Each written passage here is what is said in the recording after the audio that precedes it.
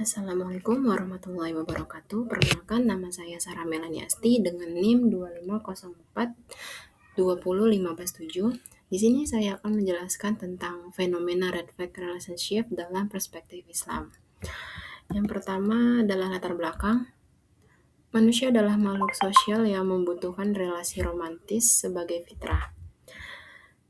Istilah red flag ini viral di media sosial seperti TikTok, Instagram, atau Twitter maupun X sebagai tanda peringatan dini dalam hubungan.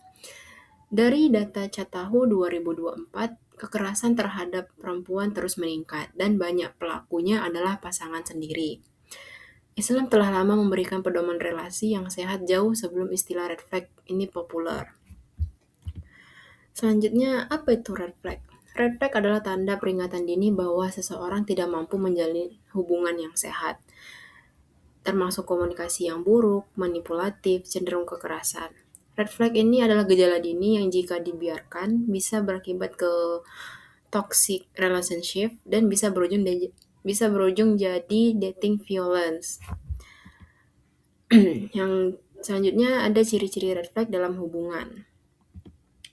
Yang pertama itu ada komunikasi. Komunikasinya, kalau misalnya mereka mengalami konflik, dia akan silent treatment, sarkasme dan kata-kata yang merendahkan, dan status hubungan yang kurang jelas. Yang kedua, emosional dan manipulatif, yang posesif dan cemburu berlebih, terus gaslighting atau manipulasi persepsif, dan love bombing atau perhatian yang berlebih kepada di awal pertemuan. Yang ketiga itu ada kekerasan. Kekerasannya ada kekerasan verbal yang berupa bentakan, hinaan, ancaman, dan ada kekerasan fisik dan seksual yang dianggap wajar karena adanya ikatan emosional. Yang terakhir itu ada pelanggaran nilai agama yang mengajak pasangannya melanggar batasan syariat, tidak menghormati batasan agama, dan dalih agama sebagai alat kontrol. Selanjutnya ada faktor dan dampaknya. Faktor itu ada terbagi dua, yaitu faktor internal dan faktor eksternal.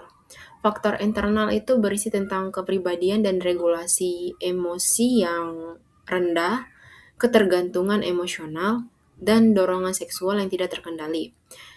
Yang kedua itu ada faktor eksternal, yang berpengaruh dari lingkungan sosial, budaya patriarki yang ada di lingkungannya, dan pemahaman agama yang dangkal. Dampaknya pada mahasiswa ataupun masyarakat, yaitu kecemasan, depresi, penurunan harga diri, dan penarikan diri dari lingkungan sosial. Selanjutnya, red flag dalam Al-Quran. Kajian tematik atau maudhu menemukan 5 kategori relasi berbahaya dalam Al-Quran. Yang pertama itu ada zulm atau kezaliman. Terdapat dalam surah Al-Baqarah ayat 279. Yang kedua ada nifaq atau kemunafikan. Terdapat dalam surah Al-Baqarah ayat 8-10 yang berisi tentang tampak peduli namun manipulatif dan love bombing. Yang ketiga itu ada lawan dari qaulun ma'ruf atau lawan dari perkataan yang baik. Dalam Al-Quran surah Al-Baqarah ayat 263 dan An-Nisa ayat 8, komunikasi yang kasar, sarkastik, dan merendahkan pasangannya. Yang keempat ada doan sabillah, terdapat dalam Quran surah Al-Baqarah ayat 217 yang berisi tentang menghalangi ibadah, melarang kegiatan agama. Yang terakhir ada fas'a dan munkar, terdapat dalam Quran surah Al-Ankabut ayat 45 yang berisi tentang kekerasan seksual, pengkhianatan, dan pelecehan emosional. Perspektif dalam hukum keluarga Islam. Yang pertama itu ada darar maknawi, kekerasan psikis non-fisik yang berdampak nyata terhadap kejiwaan dan diakui sebagai dasar pertimbangan hukum. Yang kedua itu ada pengadilan agama. Pengadilan Agama Jember dan Malang mulai mempertimbangkan penderitaan emosional sebagai dasar perceraian sesuai Undang-Undang Nomor 23 Tahun 2004. Selanjutnya ada psikologis Islam dan pemulihannya. Yang pertama itu ada sabar dan tawakal, yaitu menjadi sumber daya psikologis untuk bangkit pasca trauma. Yang kedua ada tazkiyatun nafs, yaitu penyucian jiwa melalui zikir, doa, dan musahabah, yaitu sarana terapeutik yang relevan. Yang terakhir ada post traumatic growth, yaitu korban tidak hanya sembuh, tetapi bertumbuh secara positif melalui nilai-nilai spiritual Islam.